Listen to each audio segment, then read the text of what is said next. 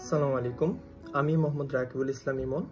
আমি বর্তমানে China West normal ইউনিভার্সিটিতে ইন্টারন্যাশনাল ইকোনমিক্স অ্যান্ড ট্রেড এই সাবজেক্টে অধ্যয়নরত রয়েছি।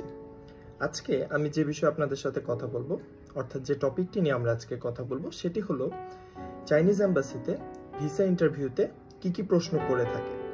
তো আজকে আমি আপনাদেরকে এই বিষয়গুলো সম্পর্কে জানানোর চেষ্টা করব, তারা কি ধরনের প্রশ্ন করে থাকতে পারে এবং কোন প্রশ্নগুলো আপনার জন্য গুরুত্বপূর্ণ হতে পারে।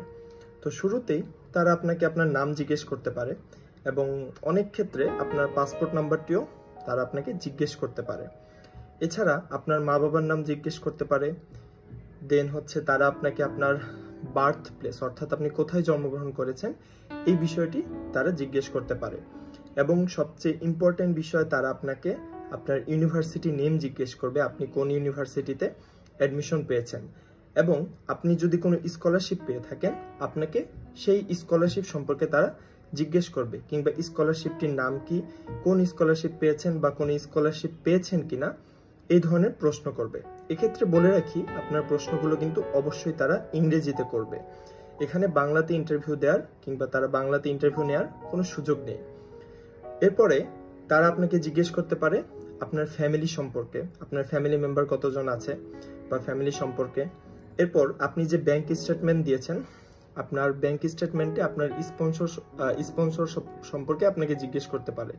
ঠিক আছে, তো আপনার স্পন্সরকে, তারপর হচ্ছে গিয়ে তার নাম কি, তার সাথে আপনার রিলেশনটা কি, অর্থাৎ আপনি যার ব্যাংক স্টেটমেন্ট দিয়েছেন তার নাম কি, তার সাথে আপনার রিলেশন কি, হ্যাঁ আপনি কেন তার স্টেটমেন্ট দিয়েছেন বা সে আপনার সবকিছু বহন করবে কিনা, এই জাতীয় প্রশ্ন করতে পারে।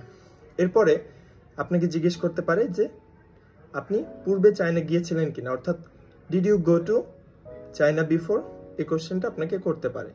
তো সেক্ষেত্রে আপনি গেলে বলবেন হ্যাঁ, না গেলে বলবেন না, অবশ্যই সত্যটা বলবেন।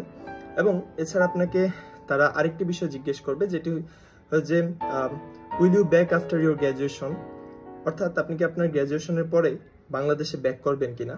তো অবশ্যই আমি আপনাকে বলি, এই প্রশ্নের উত্তরে বলবেন যে হ্যাঁ আমি বাংলাদেশে ব্যাক করব। এই প্রশ্নটি আপনাকে করার পরে আপনি যদি হ্যাঁ বলেন, তখন আপনাকে জিজ্ঞেস করতে পারে যে what is your plan after your graduation.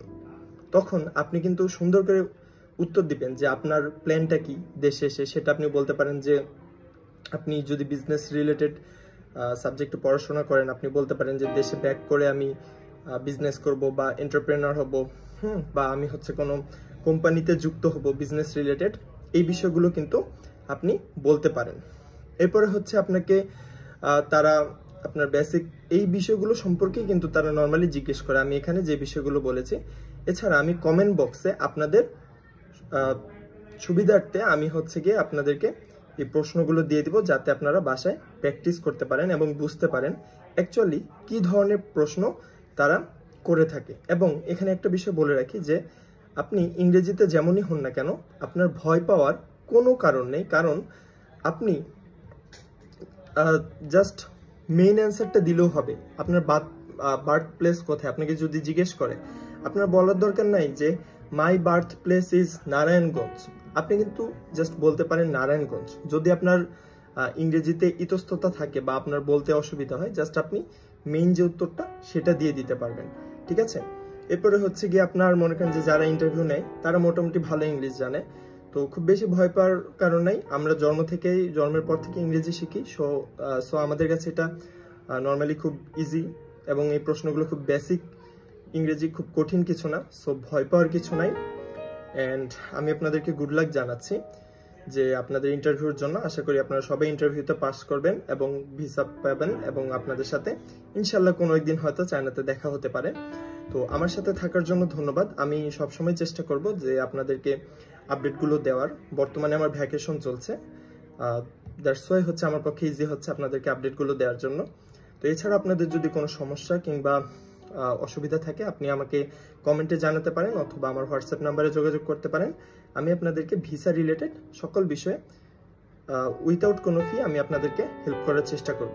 এখানে আরেকটি কথা বলে রাখি যে যারা একেবারেই ভিসা অ্যাপ্লিকেশন করতে পারেন না, কিংবা মনে হচ্ছে যে আপনারা করতে পারবেন না কিংবা আপনাদের পক্ষে সম্ভব না, তারা চাইলে আমাদের মাধ্যমেও ভিসা অ্যাপ্লিকেশন করাতে পারেন। এক্ষেত্রে নামমাত্র একটি মূল্যে আপনারা আমাদের মাধ্যমে ভিসা অ্যাপ্লাই করতে পারবেন, কোনো সমস্যা নেই।